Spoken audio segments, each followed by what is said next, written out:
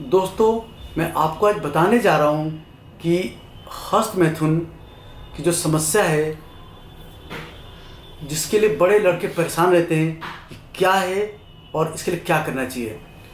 वैसे तो hand practice यानी हस्तमैथुन बहुत कॉमन है, जो कि ऑलमोस्ट मोर देन 95% बॉयज़ करते हैं। एलोपैथी मेडिसिन के हिसाब से, हमारी मॉडर्न मेडिसिन के हिसाब से हम लोग हस्तमैथुन को नुकसानदायक नहीं मानते हैं, अनलेस कि कोई ड्यूरिंग हैंड प्रैक्टिस कुछ लड़के बहुत एक्साइटेशन में पेनिस को बहुत वो करते हैं, ऐसे स्क्वीज कर देते हैं, वो तोड़ देते हैं। तो पेनाइल फ्रैक्चर बहुत रेयर कॉम्प्लिकेशन होता है हैंड प्रैक्टिस का या हस्तमैथुन का। अदरवाइज अधिकांश लोगों में हम लोग हस्तमैथुन को कोई समस्या नहीं मानते हैं, और मेडिकल साइंस के हिसाब से हस्तमैथुन कोई बुरी चीज़ नहीं है। हर बॉय या यंग बॉयज़ को, मैन को, अगर उनको सेक्स करने की उनके पास साधन नहीं है तो इसको करना चाहिए। बट हमारे पास बहुत लड़के आते हैं कि हस्तमैथुन की वजह से उनको नपुंसकता हो गई, उनको याददाश्त कम हो गई, उनकी वीकनेस आती है, उनको बोन वीक होते हैं। तो देखा गया कि जो लोग का सेक्स ज्ञान कम होता है, वो लोग अगर हैंड प्रैक्टिस करते हैं उसके वो डरते हैं। तो जब भी डरते हैं तो उनके ब्रेन से स्ट्रेस केमिकल निकलता है, एड्रेनलिन होता है, नॉर एड्रेनलिन होता है, कई और स्ट्रेस केमिकल होते हैं जो बॉडी का एनर्जी डाउन करते हैं, मेमोरी डाउन करते हैं, कई चीज़ डाउन करते हैं, जिसको कि कुछ इलाज से ठीक किया जाता है। अदरवाइज अगर हैंड प्रैक्टिस कर रहे हैं, रिलैक्स रह रहे हैं, तो कोई नुकसान नहीं है। बड़ा कॉमनली समस्या है कि हैंड प्रैक्टिस की वजह से हमें नपुंसकता आ गई, कोई बोलता शीघ्रपतन आ गया। तो क्या होता है कि यंग लड़का होता है, हो सकता है उसको और भी कोई हार्मोन गड़बड़ हो, या कोई, देखो क्या होता है, जो नपुंसकता होती है या तो हार्मोन गड़बड़ी होती है, या लिंग की नसों में कमी होती है, या ब्रेन के सेक्स सेंटर कुछ केमिकल गड़बड़ होती है, या साइकोलॉजिकल डर होता है। तो भाई कोई लड़का हैंड प्रैक्टिस कर रहा, उसे बाहर कहीं पढ़ा, उसने पेपर पढ़ा, दीवार पढ़ा कि हैंड प्रैक्टिस नुकसान करता है, वो डरने लगता है और सोचता है कि अब हैंड प्रैक्टिस नहीं करूँगा। लेकिन कुछ दिन बाद फिर इच्छा होती करने के लिए, फिर दोबारा करता है, बट धीरे धीरे वो थोड़ा डर के करता है। इस डर के मारे, कभी थकान के मारे, कभी बिजी होने के मारे, एक दो बार जहाँ टाइट कम हुआ या शीघ्रपतन हो गया तो डर जाता है, कि लगता है जिसका डर था मुझे वही नुकसान हो गया। उसके बाद से वो कान पकड़ते कि हैंड प्रैक्टिस नहीं करूँगा। लेकिन कुछ दिनों के बाद फिर मन करता है, फिर करता है, पर अगली बार जब करता है तो चिंतित रहता है कि मैं कर तो रहा हूँ, देखता हूँ पता नहीं होगा कि नहीं होगा, क्योंकि पिछली बार अच्छा नहीं हुआ था। तो अगली बार जब करने जाता है तो एंजॉय करता आधा, और डरता भी है कि पता नहीं टाइट होगा नहीं होगा, अच्छा कर रहा हूँ गलत कर रहा हूँ।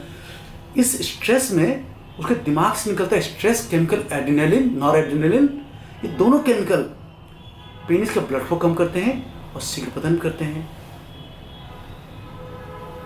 जिसकी वजह से उस दिन भी टाइट कम होता है या जल्दी निकल जाता है। जो दोबारा टाइट कम नहीं होता है और दोबारा जल्दी निकल जाता है, तो मन में पक्का विश्वास हो जाता है कि बेटा जो डर था हो गया है। फिर लड़का थोड़ा टेंस रहने लगता है। जब भी टेंस रहता है तो कुछ ऐसे केमिकल चेंज होते हैं, इवन सेक्स हार्मोन डिस्टर्ब हो जाते हैं, स्ट्रेस में हार्मोन डिस्टर्ब हो जाते हैं, जिसकी वजह से वास्तव में उसका टाइट होना कम हो जाता है और उसकी सेक्स इच्छा भी कम हो जाती है।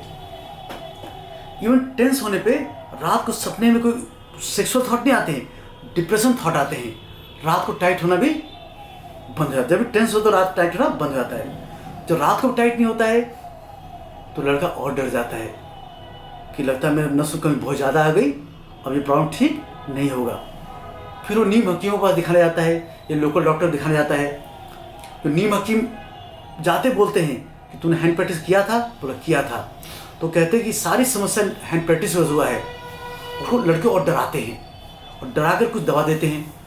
उसको कोई अक्सर वियारा टाइप दवा होती है, जो दवा खाता है तो टाइट हो जाता है, जहाँ दवा छोड़ता है तो फिर मन में डर आ जाता है, फिर खड़ा होना बंद हो जाता है। फिर दवा खाया टाइट, दवा छोड़ा फिर टाइट नहीं, तो उसको लगता है कुछ ऐसी बीमारी होगी जो ठीक नहीं होगी। फिर अंग्रेजी डॉक्टर दिखाता है, पर दुर्भाग्य इवन अंग्रेजी डॉक्टर के पास, एलोपैथी डॉक्टर के पास भी अधिकांश लोगों को सेक्स नॉलेज ज़्यादा नहीं होता है। मरीज गया, उन्हें बोला कोई चिंता की बात नहीं, व्याग्रा खा लो सब ठीक हो जाएगा। लड़का व्याग्रा खाया, ठीक हो गया, जहाँ छोड़ा फिर प्रॉब्लम। तो ऐसे मरीजों को हम लोग क्या करते हैं कि पहले देखते हैं हम कि कोई उसकी बीमारी है, हार्मोन गड़बड़ी है, नसों गड़बड़ी है, या प्योरली उसकी साइकोलॉजिकल है। फिर उसको टेस्ट करते हैं। टेस्ट करने के बाद जो भी कमी आती है उसको दवा लिखते हैं, फिर उसको काउंसिल करते हैं भाई इससे नुकसान नहीं होता है। तो पूरा समझने के बाद जब फियर खत्म हो जाता है या जो कमी मिलती है उसको ठीक करने के बाद अधिकांश लोग 4-5 महीने के इलाज में ठीक हो जाते हैं। फिर क्या होता है कि कुछ सेक्स थेरेपी एक्सरसाइज देते हैं। जो फियर क्या होता है कि दवा खाने से तो टाइट हो गया, छोड़ते फिर डाउन हो जाता है।